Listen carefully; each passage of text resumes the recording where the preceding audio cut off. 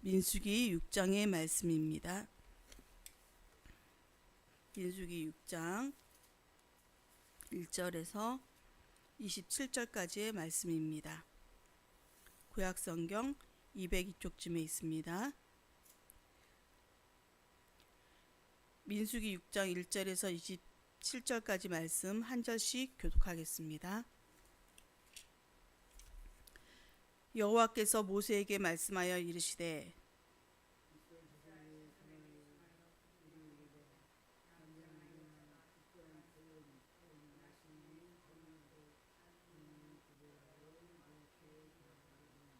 포도주와 독주를 멀리하며 포도주로 된 초나 독주로 된 초를 마시지 말며 포도즙도 마시지 말며 생포도나 건포도도 먹지 말지니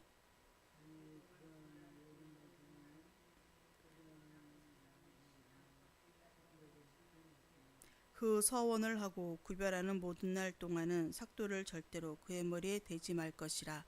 자기 몸을 구별하여 여호와께 드리는 날이 차기까지 그는 거룩한즉 그의 머리털을 길게 자라게 할 것이며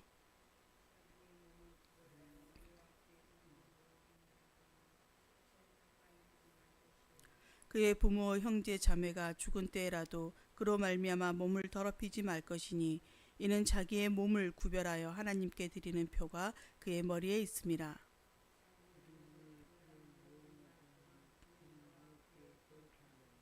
누가 갑자기 그 곁에서 죽어서 스스로 구별한 자의 머리를 더럽히면 그의 몸을 정결하게 하는 날에 머리를 밀 것이니 곧 일곱째 날에 밀 것이며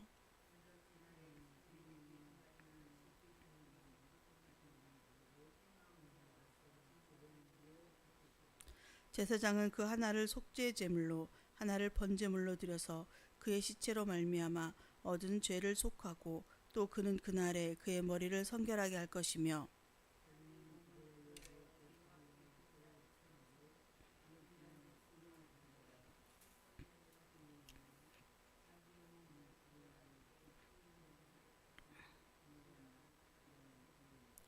나실인의 법은 이러하니라. 자기의 몸을 구별한 날이 차면 그 사람을 회막문으로 데리고 갈 것이요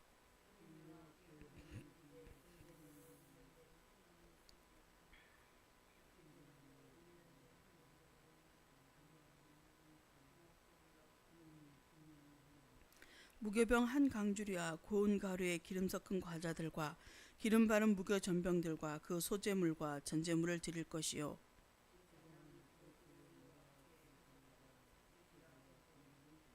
화목제물로 순양의 무교병 한 광주리를 아울러 여호와께 드리고 그 소제와 전제를 드릴 것이요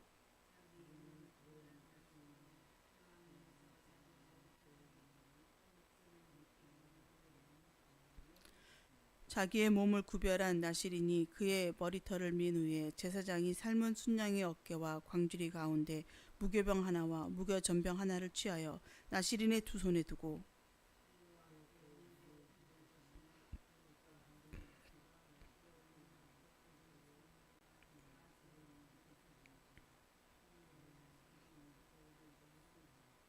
이는 곧 서원한 나실인이 자기의 몸을 구별한 일로 말미암아 여호와께 헌물을 드림과 행할 법이며 이외에도 힘이 미치는 대로 하려니와 그가 서원한 대로 자기의 몸을 구별하는 법을 따라 할 것이니라. 아론과 그의 아들들에게 말하여 이르기를 너희는 이스라엘 자손을 위하여 이렇게 축복하여 이르되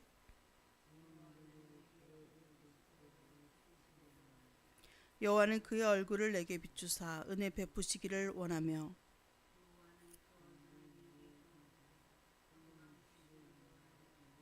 함께 읽겠습니다. 그들은 이같이 내 이름으로 이스라엘 자손에게 축복할지니 내가 그들에게 복을 주리라. 아멘. 할렐루야.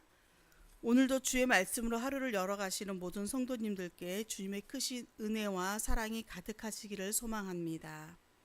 오늘 우리가 읽어 나가야 할 성경 말씀은 민수기 4장에서부터 13장까지의 말씀입니다.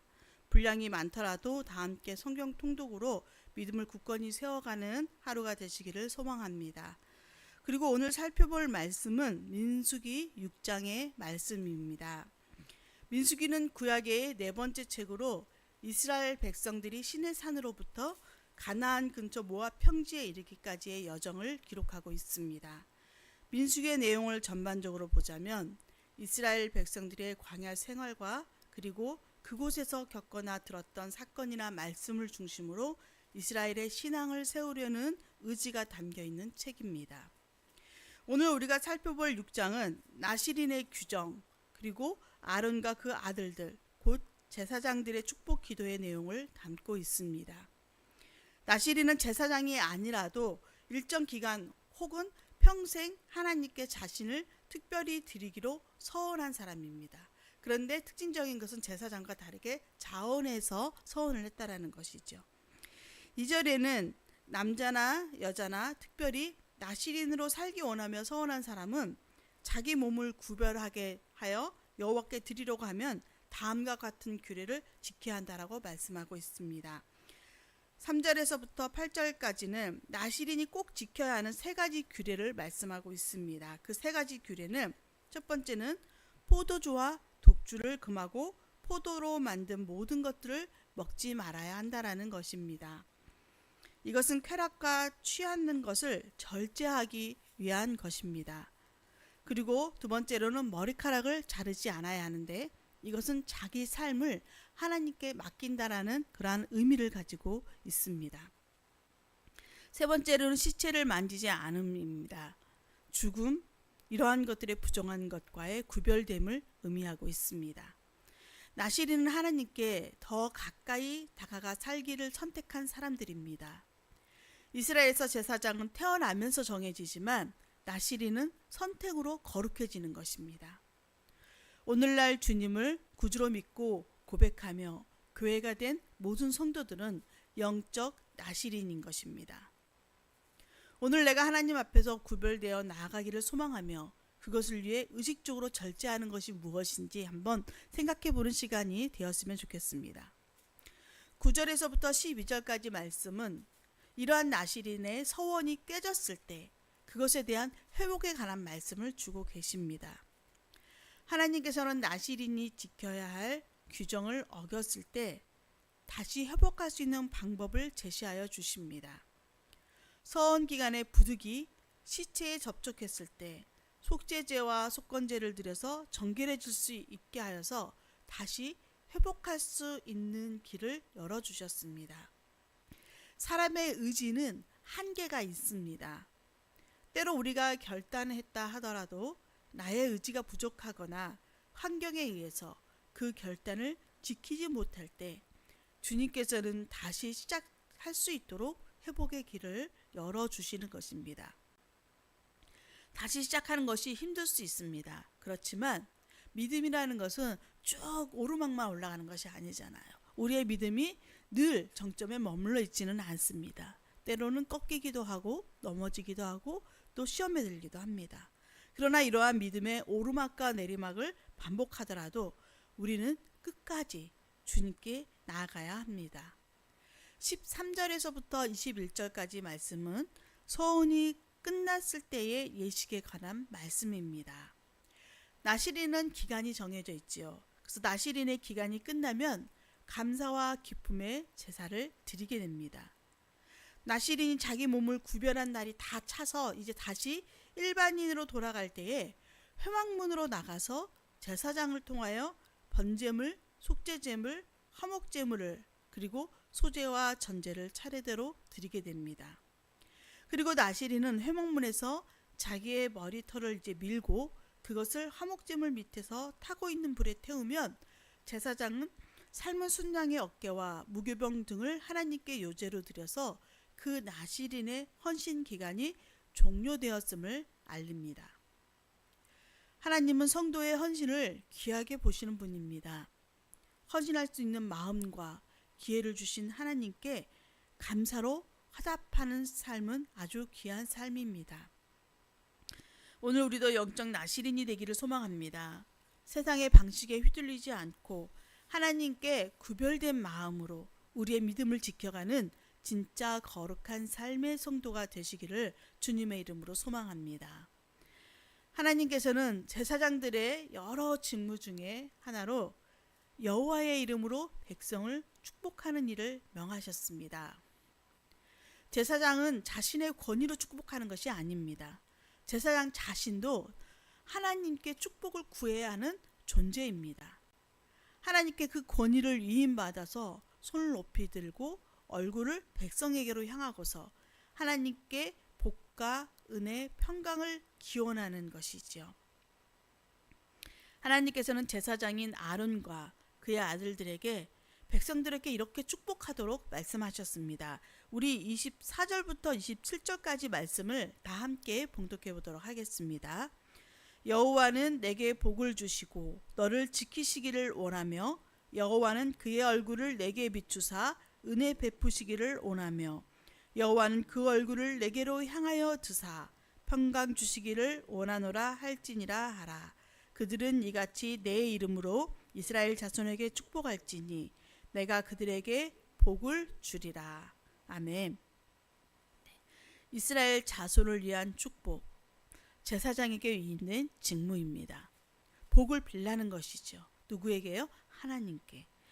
이 문장들을 우리가 방금 봉독한 24절에서 27절까지의 문장을 보면 한 쌍의 동사를 사용을 하고 있습니다. 그 한 쌍의 동사들이 세 문장으로 구성이 되어집니다. 먼저는 복을 주신다. 그리고 너를 지키신다. 이것이 한 쌍. 빛을 비추시다. 은혜를 베푸시다가 한 쌍입니다. 그리고 그 얼굴을 내게로 향하여 들다와 평강을 주신다라는 게 한 쌍이지요. 이 축복의 말씀의 주체는 하나님이십니다. 제사장이 축도를 했지만 그 제사장의 권유로 제사장이 주는 축복이 아닙니다. 하나님께서 주체가 되어서 직접 그 복을 허락하신다라는 것이죠. 그런데 이 복의 내용을 보면 지키시고 은혜를 베푸시고 평강을 주신다라는 말씀입니다. 곧 이 복이라는 것은 하나님의 복은 소유가 아니라 관계에 있음을 말씀하고 있습니다.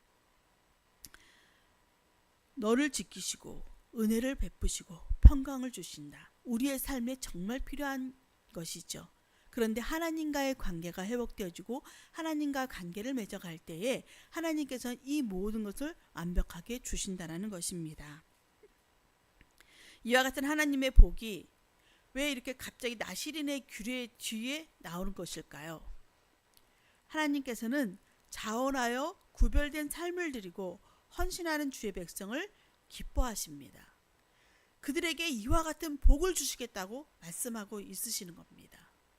그래서 구별되어진 삶을 살고 자원하여 기꺼이 헌신하는 그러한 백성들을 향해서 이와 같은 복을 빌어주라고 하는 하나님께서 직접 제사장에게 주시는 직무입니다.